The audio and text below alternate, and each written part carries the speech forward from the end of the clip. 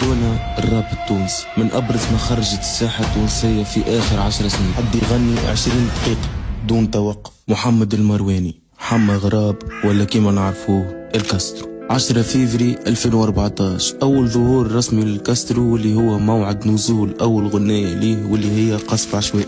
ومن اللحظة هذه انطلقت مسيرة الكاسترو، وقعد عام كامل يهبط في الموسيقى على قناة الزمر. بالعام هذاك بدينا نلاحظوا بروز الكاسترو في وسط السين التونسية اللي كانوا مسيطرين عليها برشا رابرات، اللي أبرزهم جيجيا والرادي بالتي وحمزاوي وبرشا أسامي أخرين. واللي شفنا فيه زادة واحد من أقوى اللي بيف في الساحة، واللي هو بيف كاسترو وأمباير. لحتى جات اللحظة اللي باش تقلب مسيرة الكاسترو للأبد، واللي هي نزول غنية حين ميسرة مع الرابر إيلي، اللي لقات نجاح كبير وانتشرت بصفة مهولة في تونس. ونجم نعتبره للكاسترو دخل نمط جديد في تونس وقتها. وفي 29 جويلية 2015 يقرر الكاسترو على الانفصال على جروب الزمرة ويحلوا قناة جديدة واللي هي زاد هاش، واللي ما استناوش برشا. ومع أول نهار تصنعت فيه الباج هبطوا زوز ألبومات ليهم، واللي هما أولد بيتش ونيو بيتش. وفي نهار 30 نوفمبر يهبط الكاسترو الغناية اللي قال عليها اما ريفيرونس في تاريخ راب تونس.